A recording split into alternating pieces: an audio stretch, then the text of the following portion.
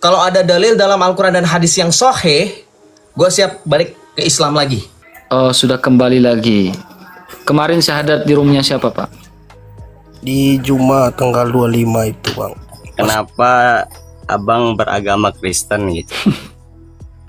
Ya, saya beragama Kristen karena ada jaminan keselamatan ketika saya mengikuti Kristus. Kristen artinya pengikut Kristus. Udah.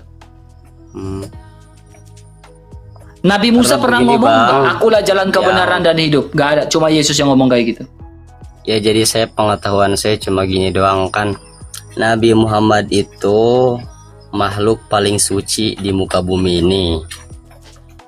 Silakan Joseph, anggapin Joseph. Jadi iya. Jadi gimana ya? Silakan bro. Iya. Nggak apa-apa, tunggu selesai dia ngomong apa. Selesain aja. Ya. Silakan ngomong, lanjutin. Nabi paling suci, silakan. Iya, maksudnya Allah itu kan kita ini makhluk apa sih? Udah. Kamu aja ketawa kan? Ngomongin masalah nabimu aja kamu ketawa, apalagi kami di bawah dan apalagi saya. Bukan. Saya nahan dari tadi. Ada teman ini. Ini ada teman soalnya, Bang. Nabi Muhammad itu kekasih Allah. Kita itu pengikutnya Nabi Muhammad gitu loh, bukan menuhankan Nabi Muhammad. Oh gitu, kekasihnya Allah. Iya. Ya, Kekasih dalam artian apa? ya Kekasih orang paling kekasih nyata. dicintai Allah mungkin bisa jadi. Oh, cintanya Allah bisa nggak melebihi cintanya kamu? Cintanya Allah bisa melebihi cintanya ke saya. Iya, kamu nggak, maksudnya gini loh. Ketika Allah mencintai Nabi Muhammad, bisa nggak Allah juga mencintai kamu, atau mencintai saya, atau mencintai orang lain? Bisa. Bisa juga. Oh bisa. Kamu dicintai sama Tuhanmu sendiri nggak? Bisa jadi, Bang, kalau kasih Ya, cintai, yaudah. Bang. Serius sekarang, saya tanya. Kalau misalkan kamu bilang kamu tidak menuhankan Muhammad, kamu merayakan Maulid Nabi nggak? Ya, Merayakan. Itu mah merayakan takdim itu namanya. kita takdiman, Bang. Bukan Bukan Takjim. menuhankan, ya takdim ke Nabi Muhammad. Semoga Oke. kita dapat apa, Li?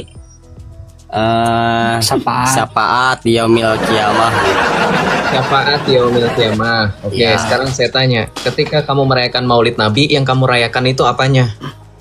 Ya, ya kalam itunya udah kayak kalam suci itu.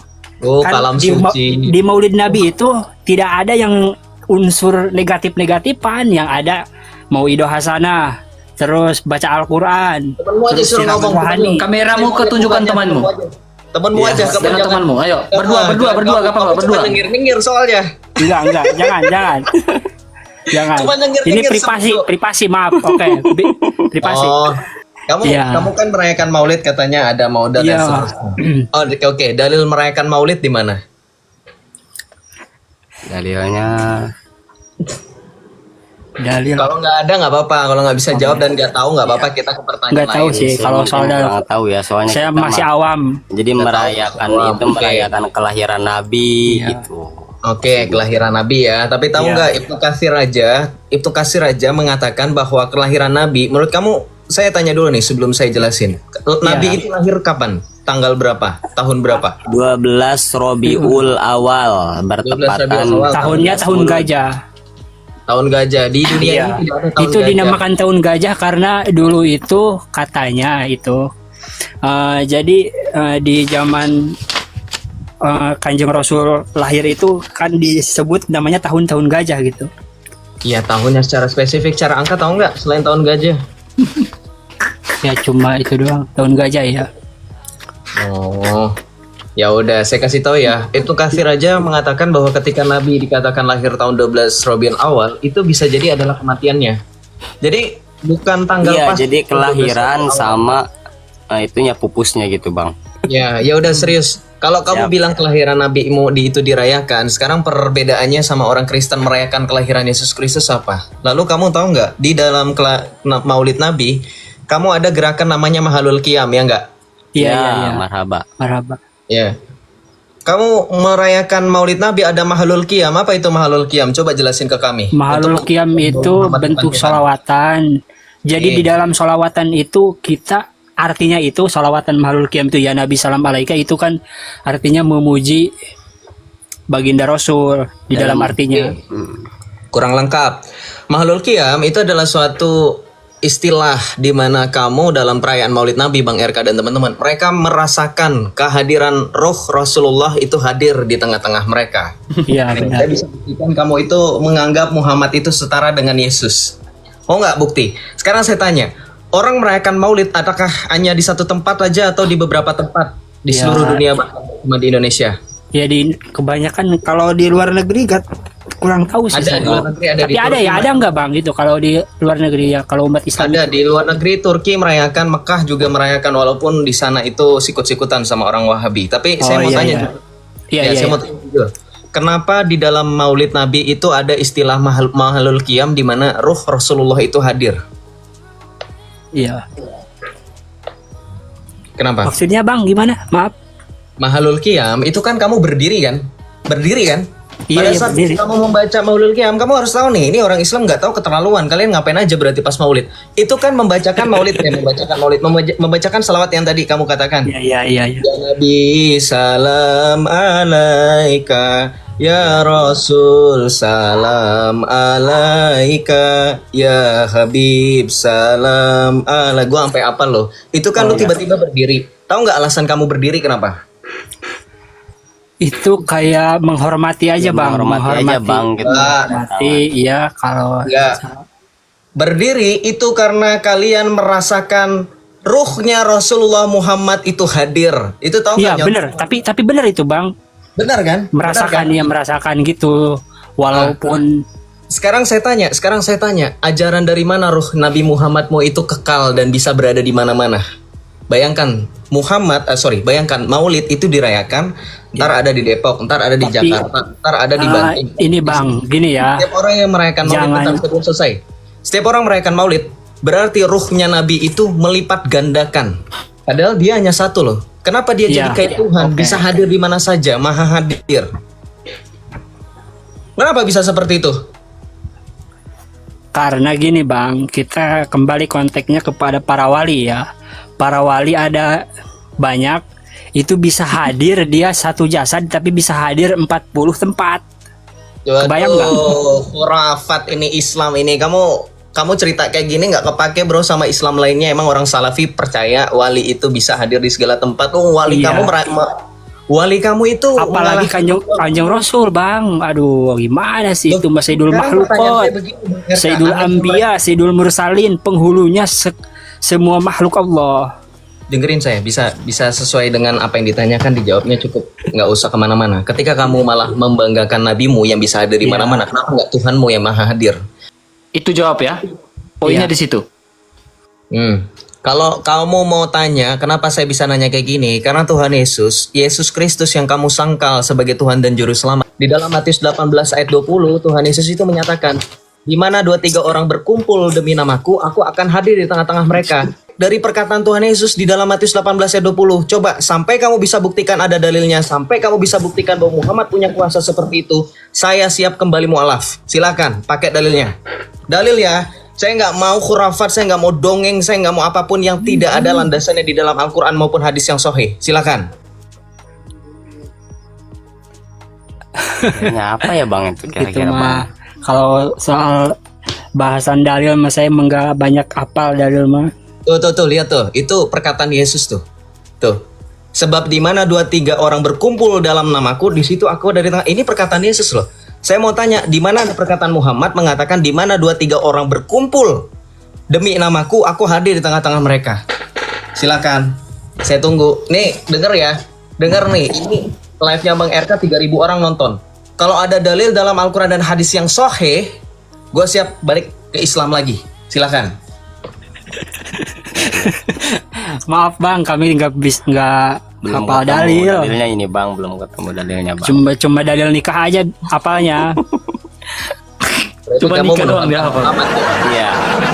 Berarti kamu Andika menentang- Husnati Malaysia. Paman rogi ba'an sunnati falaisa minni al hadis. Ini Islam ini. Ya Kenapa? berarti wajar ya Bang Yosep ini murtad ya. Nah, ini Wajar saya ya. tunjukkan video Tapi kamu. ini Ya dijawab aja, nggak usah Habibmu malah diomongin. Jawab aja. Bisa nggak? Ya masalahnya belum nemu dalil bang. Iya. Tapi ini Bang Yosep kayaknya ini, waduh, Apa? ini Bang Yosep hafal Islam, hafal Kristen. Kan saya dari Islam bro. Tadi kamu nggak dengar tantangan saya. Kalau kamu bisa sebutin dalil, saya siap balik lagi jadi Islam. Karena memang maksudnya saya belum ketemu dalilnya. Iya, dalil. Karena Syekh Shalih bin Utsaimin itu pernah berkata, istadillah qabla an ta'taqid. Jikalau kamu meyakini tanpa dalil, kamu sesat katanya. Iya Itu sih. kata ulama, bukan kata saya. Lo berarti Jadi kamu landasannya harus ada dalil. Kenapa? Landasannya iya harus ada dalil. Betul, ada dalil akli, dalil nakli. Iya. Nih, di mana coba mau Muhammad bisa hadir di tengah-tengah kalian? Kalau begitu kenapa kalian masih merayakan Maulid Nabi?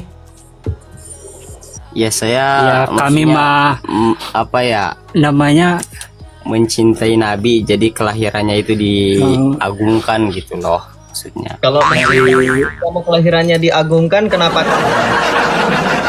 Waduh, ini suaranya ini bang, Bang Yosep, suaranya ada suara manuknya ini. Manuk apa? Itu suara efek itu dari Bang Iya, RK. efek Udah itu. nggak bisa jawab ya. Saya kembalikan ke Bang RK ya. Silakan Bang Ya, RK. Bang RK. Oke. Kamu nggak bisa jawab ya bro ya. Jadi kamu Iya, tanya saya ke belum bisa jawab ini Bang RK. ya, tanya ke ustadzmu. Tanya ke ustadzmu, nanti naik lagi ke sini nggak apa-apa. Siap, karena saya. Oke, siap. Salam Ya, perkenalan. Ya, salam perkenalan. Ya, kasih. Oke, kita naikin lagi. Yang di bawah kejang-kejang, takut murtad. Kekristenan nggak paksa itu. Itu kalau di roomnya si Jum selesai itu. Kalau Kristen yang kayak gitu di roomnya si Jum udah selesai itu. Ya udah dek, disahadatkan langsung aja deh ya. Dipojokin, ya kan? Kami turunkan. Dipojokin, nggak dikasih waktu untuk menjelaskan. Ya, dipermalukan. Kalau sama Bang RK nggak bakal. Kalau nggak bisa jawab, ya sudah. Saya fair orangnya. Saya nggak mau paksa kamu masuk Kristen. Saya nggak mau paksa. Saya turunkan kamu tanya ustadz kamu dulu. Karena masuk Kristen itu kualitas, bukan kuantitas. Ya, itu kami. Apalagi di gereja Katolik itu betul-betul berkualitas. Ketika masuk, ya udah mati selamanya di Katolik, udah nggak akan keluar itu. Ya. Itu ya teman-teman ya. Kami nggak mau maksa. Biarkan kau berpikir. Kalau di roomnya Jum selesai itu, malam ini selesai, rame itu bakal itu. Langsung digacorin itu, digasin itu. Kalau room kami nggak mau. Kamu maksa. Ya. Kamu tetap dengan keimanan kamu, biarkan kamu berpikir, karena yang mempertobatkan itu adalah Allah, ya, melalui perantaraan Roh Kudus. Oke, silakan naik. Kami nggak mau paksa. Kami aja ngajak kau berpikir lah, kau berpikir. Selamat Ya, silakan. malam kakakku semua, apa kabar? Ya, Karisteng atau bukan? Damai sejahtera bagi kalian berdua. Ya, Karisteng atau bukan? Berbahagialah ibu yang melahirkan kamu berdua. Saya Katolik. Terima Oke, kasih. gimana, Hanya Bang? mau mengucapkan itu saja. Saya turun. Oke, terima kasih banyak Bang. Terima kasih. Tuhan memberkati. Tuhan bersamamu dan bersama rohmu juga. Jangan sampai kita ibadat sabda di sini. Inilah Injil Yesus Kristus menurut Yohanes. Jangan ya. Jangan sampai kotong ibadat sabda di sini ya. Oke, kita naikin lagi ya. Kita naikin lagi. Tuan besar, silakan Tuan besar, gas. Tuan besar. Jangan sampai kotong ibadat sabda di sini ya. Halo Tuan besar, Kristen atau bukan? Saya mualaf bang, tapi sudah Oh, kembali mukalaf. Katolik. Oh, sudah kembali lagi. Kemarin syahadat di rumahnya siapa, Pak? Di Jumat tanggal 25 itu bang, pas Natal. Oh, tanggal 25 syahadat di rumahnya Juma. Waktu itu mikir apa, Pak? Gabut atau bagaimana? Ya dulu kan kita nonton Jumat itu kan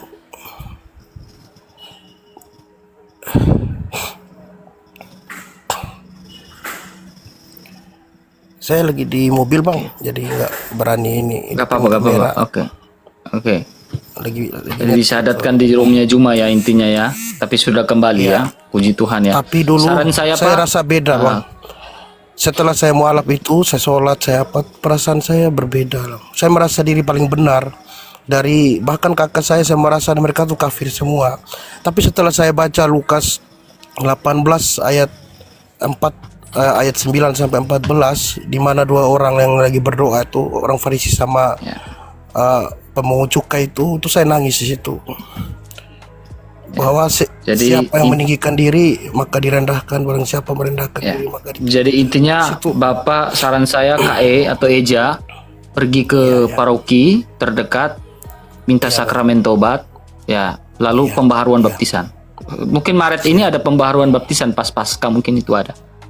Iya, saya Sebab baru Prapaskah itu ada pembaharuan baptisan, tapi sakramen tobat dulu. siap. Makasih Bang Eka. Tuhan Ya, memberkati. itu saran saya. Bang Eka, Saran saya Bang langsung Yosef, ke paroki minta sakramen tobat. Itu saran saya. siap. Nanti siap. pastor Makasih, paroki Bang. akan kasih ini ya. Tuhan Yesus memberkati Bang ya. Amin. Bang Eka juga sama Bang Yosef ya. Amin. Saya turun Bang, makasih. Oke, makasih. Sudah saya katakan teman-teman, banyak orang yang dimukalapkan sama si Jum-Jum itu back lagi. Ya, itu baru satu ya. Yang DM saya dan minta nomor HP saya itu banyak yang dimukalapkan sama si Jum-Jum, dan saya arahkan semua ke gereja ya. Gereja yang saya ini ya, khususnya gereja Katolik ya. Mereka belajar katekese di situ ya. Ya, tidak perlu saya ngomong atau spill ya, bahkan yang kalian anggap si Damian itu yakin, saya bilang. Berapa ribu yakin kalian, ha? Saya tanya. Jangan terlalu yakin teman ya. Jangan terlalu yakin. Karena apa? Damai sejahtera itu hanya kau temukan dalam Yesus dan juga gereja.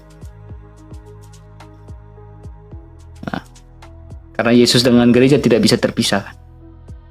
Lanjut lagi. Kalau hanya Yesus saja, itu kau hanya mengimani Yesus yang imajiner.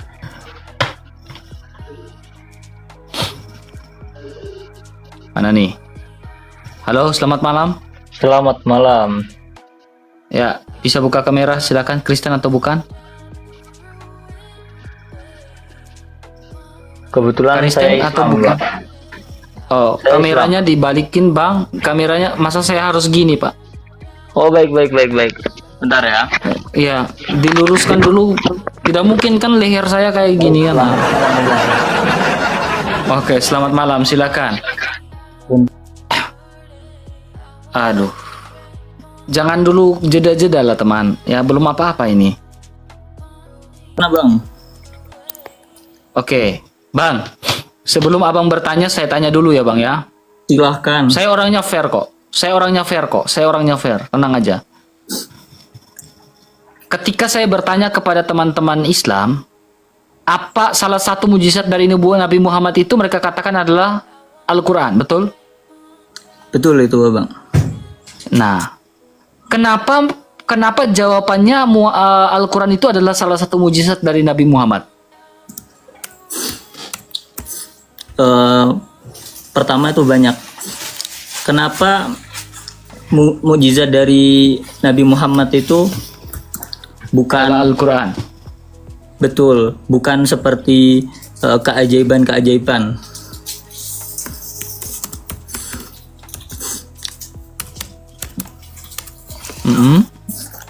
Pasti kalau orang berpikir mukjizat itu keajaiban, akan tapi mukjizat dari Nabi Muhammad itu adalah Al-Quran.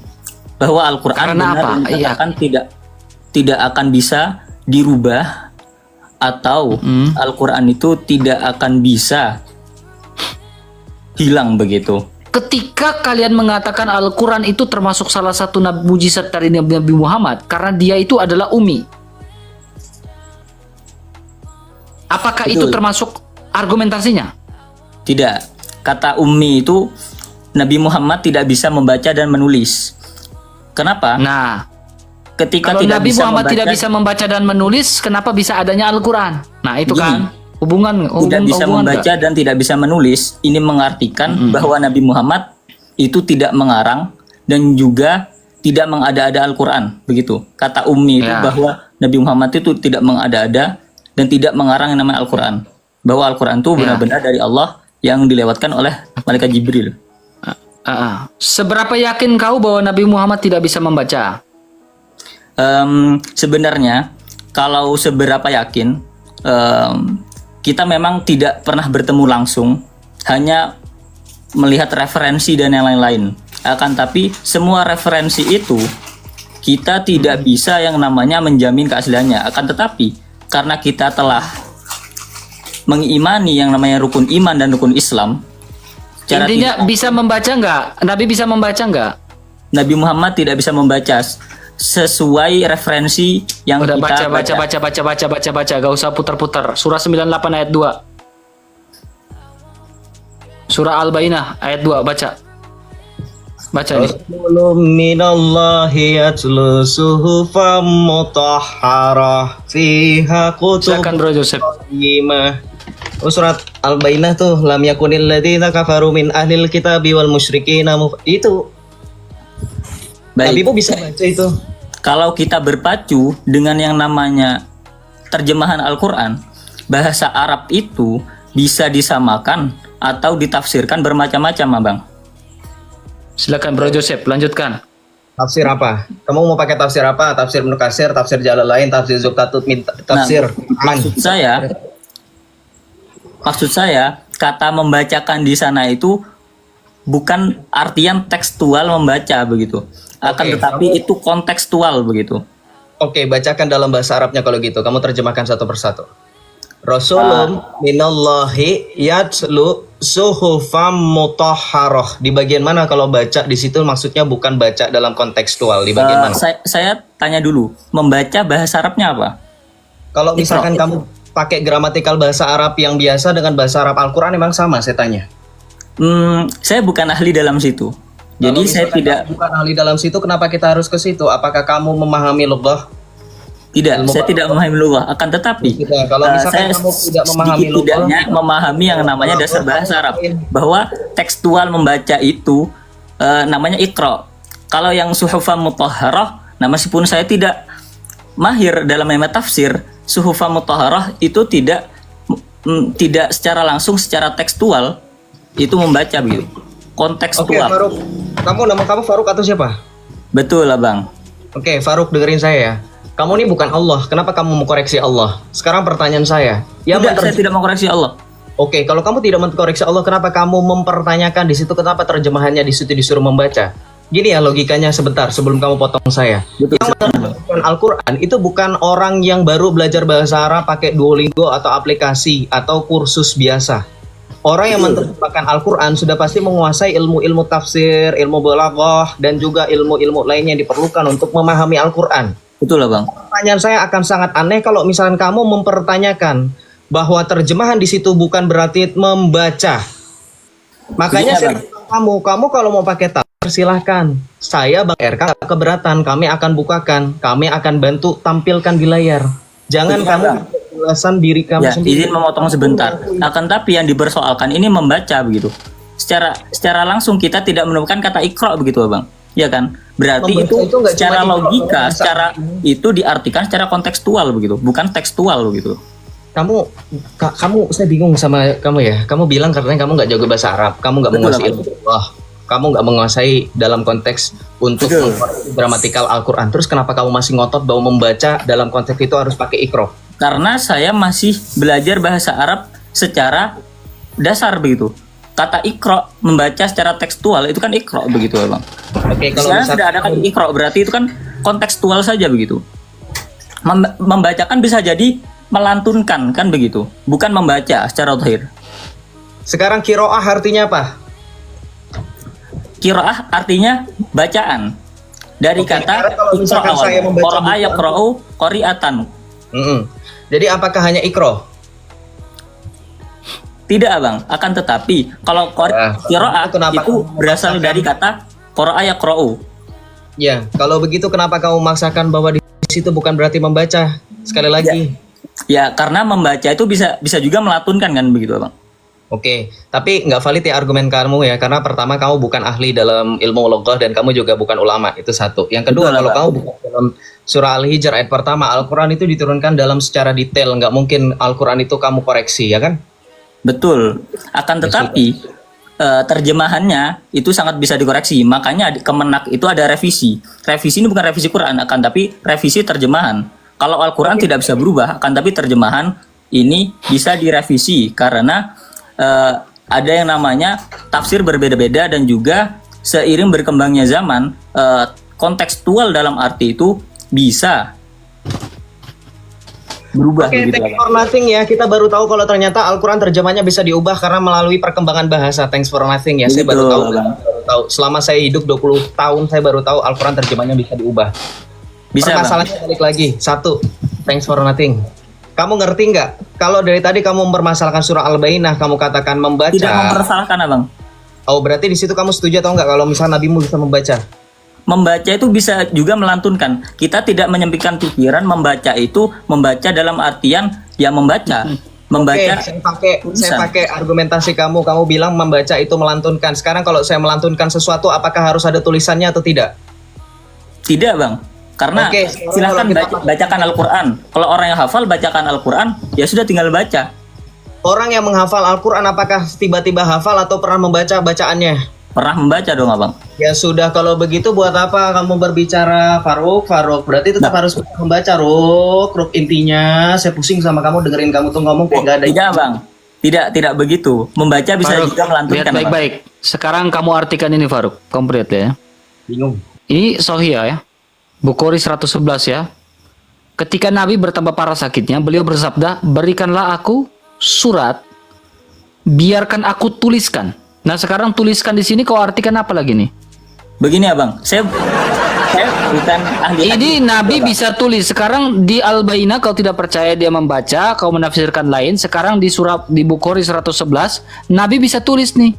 Saat Begini, sakitnya bertambah parah, Nabi bisa tulis. Sekarang kau artikan tulisan ini apa? Begini, Abang. Sohe nih. Sohe. Begini, saya bukan ahli hadis. Silakan Saya tidak- artikan menulis itu apa? Silakan. Saya bukan ahli hadis. Kalau Al-Quran, mungkin saya seringlah membaca begitu. Kalau hadis, Hah? saya tidak ahli dalam tersebut gitu. Bahkan mungkin hadis itu saya belum pernah membaca begitu. Doif. Oh, doif. Kita baca doif gak ya? Nah, karena Ya, sabar. untuk menentukan hadis itu Sabar. doif Doif, atau mungkin tidak, doif, coba. tidak cukup melihat SAHA.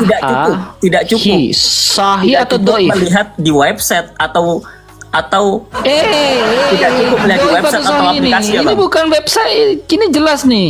tidak cukup melihat di aplikasi atau Lari yang lain. kemana-mana. Inilah diskusi dengan orang yang tidak terima kenyataan ini. Agak berat. Enggak, Bang.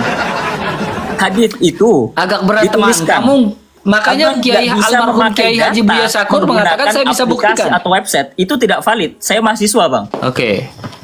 Oke, sekarang gini ya, saya kasih argumentasi satu lagi ya. Ketika nabimu kau katakan tidak bisa membaca, ketika ada satu tulisan ya yang diduga ya Nabi Muhammad mengirimkan surat kepada Bizantium dan juga kepada Bizantium pada saat itu dan Heraklius ya. Ya. Itu siapa yang tulis? Begini ya, Bang. Saya mengirim Itu fakta sejarah.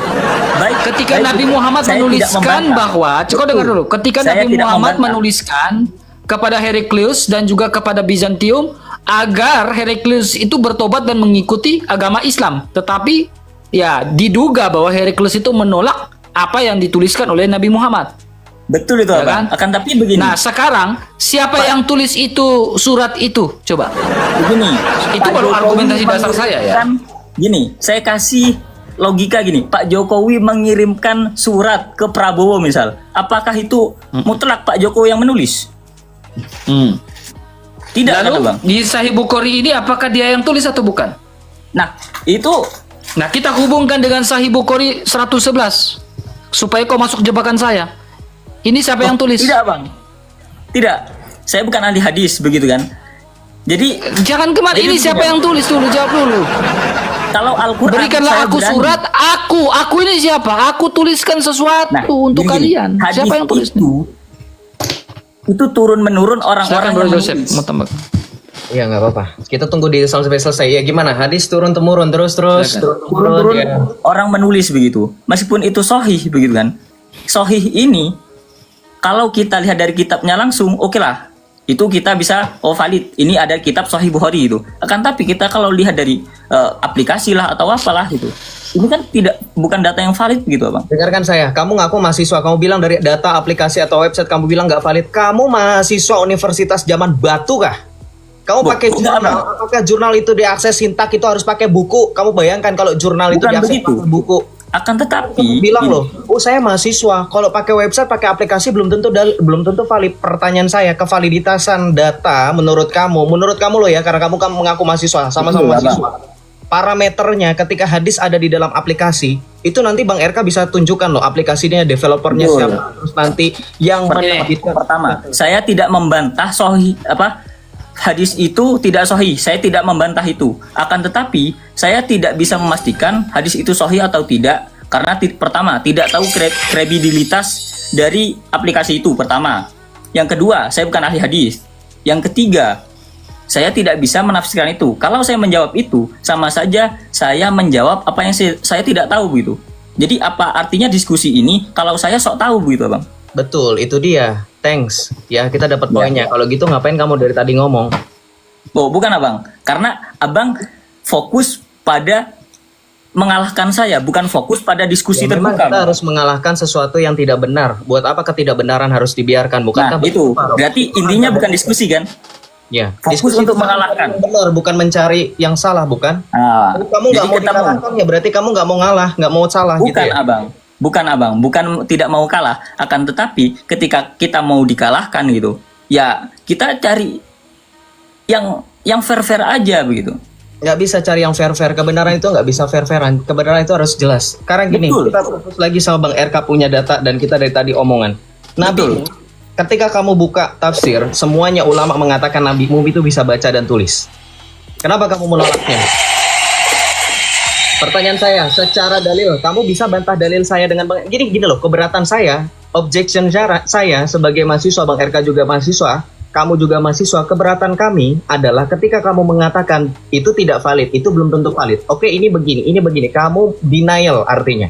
Sekarang, permintaan saya adalah ketika kami sudah menunjukkan data, kami sudah menunjukkan dalil, kenapa dari tadi kamu tidak menunjukkan dalil pembanding ketika kamu ingin menunjukkan bahwa fair-fairan? Kalau ngomongin fair-fairan, dari tadi kita tampilin data. Di mana fairnya kalau kamu dari tadi nggak cuma nyelocos saja? Tampilin data kamu. Begini, yang saya katakan tidak ada kataan saya yang memerlukan dalil begitu. Akan tetapi, Bro Joseph minta dalil pembanding. oke. Silakan tunjukkan.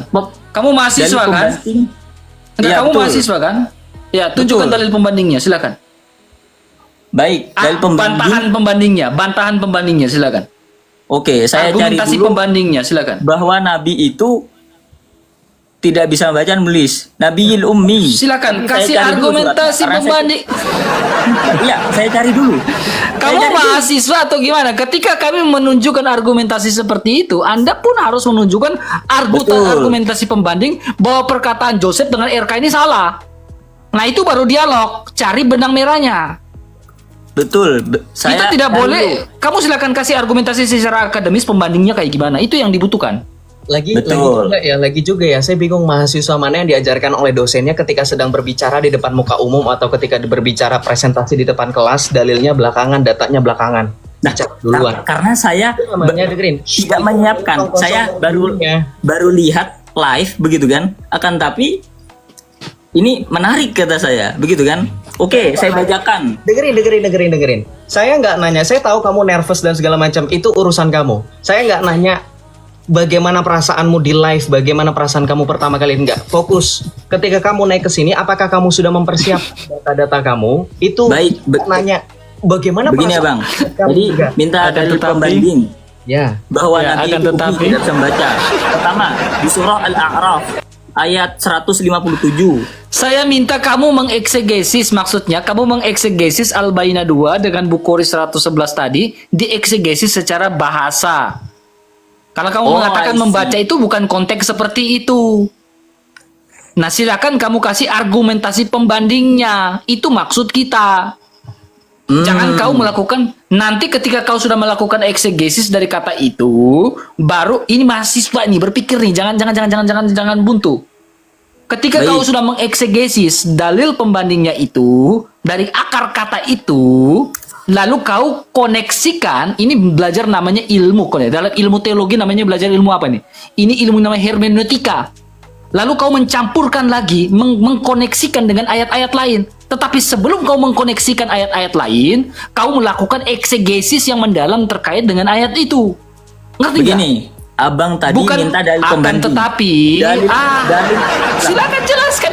Abang Contohnya tadi gini, minta dalil kau dengar pembanding. baik-baik. Contohnya kau gini, kau dengar baik-baik. Kau dengar baik-baik. Carilah Saya dalil yang tunjukkan data buat mengatakan kamu. bahwa Ya. Nabi itu ummi, begitu kan? Kau dengar baik-baik. Nih, ketika saya melakukan eksegesis nih, Filipi 2 ayat 5. RK, kau coba eksegesis nih, ayat ini RK. Ya, saya bisa melakukan eksegesis. Nih, ketika ini bahasa Yunani, saya bisa eksegesis ayat ini. Saya bisa eksegesis. Kau tanya, coba eksegesis ayat ini. Saya bisa eksegesis, bukan mengeisegesis. Bukan mengeisegesis, tetapi mengeksegesis. Menarik isi keluar itu. Sebelum kau menghermeneutikan dengan ayat-ayat lain. Itu baru mahasiswa. Bukan begitu, abang. Nah, sekarang Yang kau abang minta mengeksegesikan dalil- dulu itu. Yang abang minta dalil, Kau ada ilmu atau tidak sih, saya tanya kamu ini? nah begini. Saya bukan Enggak, saya mahasiswa tanya kau ada bahasa ilmu gitu. atau enggak? Kau Ada. ada ilmu atau enggak? Dari tadi saya minta kau melakukan eksegesis, melakukan perbandingan lewat eksegesis, lalu kau mengkonekkan dengan ayat-ayat lain. Itu Nah, permintaan karena kita. itu dalil Ketika kita pembanding. mengatakan membaca itu berbeda, kau bilang membaca itu seperti ini. Silakan kau eksegesikan kata itu tadi. Nah, kalau tanyanya dari itu seperti tadi, saya jawab ya seperti itu. La Saya- wala wa taqata illa billah, astaghfirullahaladzim, ya Allah ya Rabbi ya Karim.